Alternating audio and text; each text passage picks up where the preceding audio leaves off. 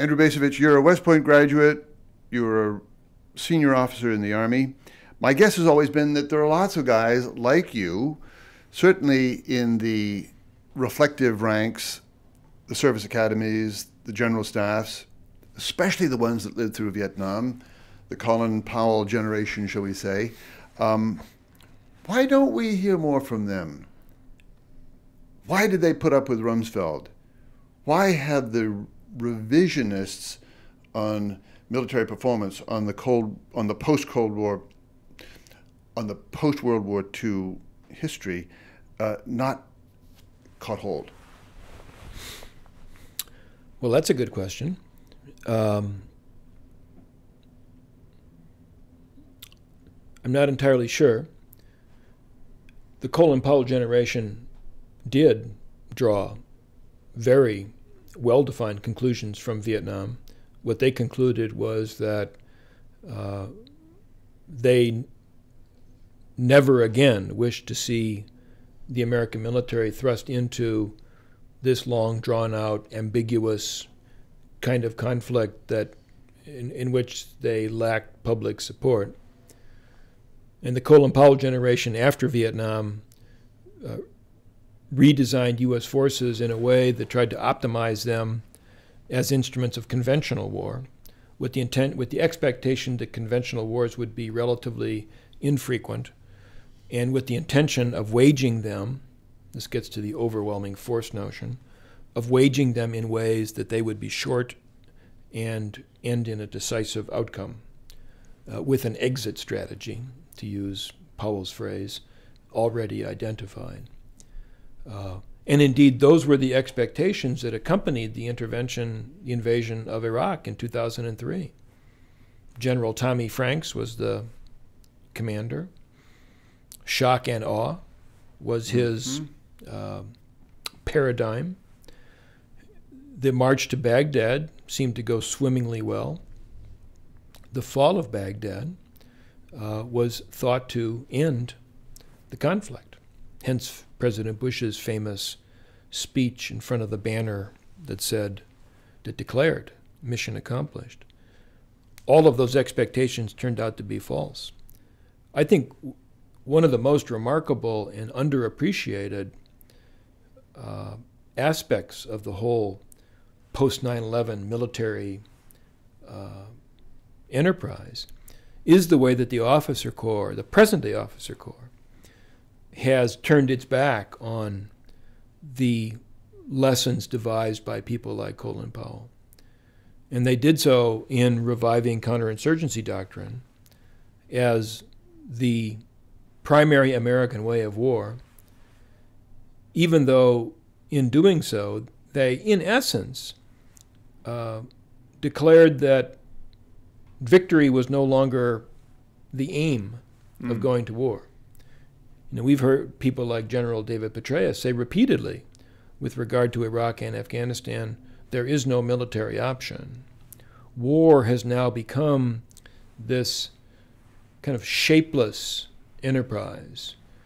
Nobody thinks that a decisive battle is going to produce a decisive victory.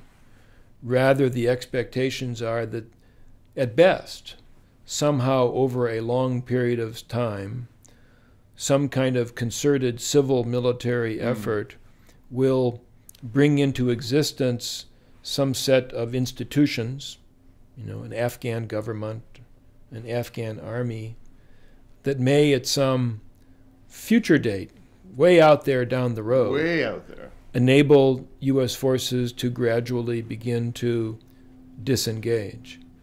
So that the fear of the Colin Powell generation of long, drawn-out, amorphous, problematic wars has become the reality that the present generation of officers have embraced as their destiny. They believe, the current generation believes, that the wars in Iraq and Afghanistan constitute the template for what future American wars are going to look like. And it is astonishing to someone of my generation that they would so willingly accept that as their fate. But they have. Because this was the Orwell nightmare too, that war would be far enough away with people that we knew just little enough that it would just be this kind of background white noise. Well, I think it was Orwell's fear. It was Robert McNamara's hope, in a way. Early in the Vietnam War, Secretary of Defense Robert McNamara at one point uttered the hope that Vietnam would be the occasion when Americans would learn to go to war in cold blood, would come to see war as not abnormal but normal. Now, he got it totally wrong on Vietnam. But in a sense, his hope and expectation has ironically come to pass in our own day. That Americans don't seem to be particularly disconcerted by the fact that we've been engaged in war in Afghanistan now, 9 years? And oddly enough, the senior military leadership doesn't seem to be particularly disconcerted by that idea. And indeed, our president, whom we elected because he was the anti-Iraq candidate and the candidate who said he was going to change the way Washington works, comes in office and escalates and prolongs the Afghanistan war. He doesn't seem to be particularly disconcerted by how long this enterprise drags on. Of course, this is the substance of this book of yours, Washington Rules.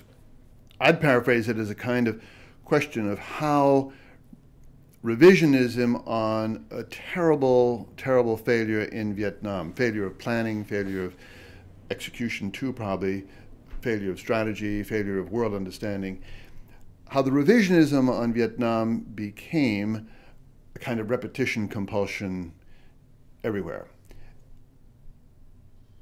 Is there a short form on how we went this far without learning still the lesson of Vietnam? Well, it's a fascinating thing. I'm not sure I can give a good explanation. I mean, we failed to adequately reflect on the Vietnam experience. Perhaps because it divided the country so bitterly. It was difficult by the end of the Vietnam War to have a civil conversation about the Vietnam War. I think to some degree we're repeating that now with respect to the Iraq War. I think it is very important, regardless of what you think about the origins of the Iraq War, the conduct of the Iraq War, or the outcome of the Iraq War. I think it would be profoundly important for us as a people to reflect on this experience and to draw some meaning from it. It's not going to happen. The president himself, President Obama, when he announced the end of U.S. combat operations in Iraq, said quite explicitly that the time has come to turn the page. That was his phrase, to turn the page on Iraq. And I think that's what we're going to do. And I deeply regret that.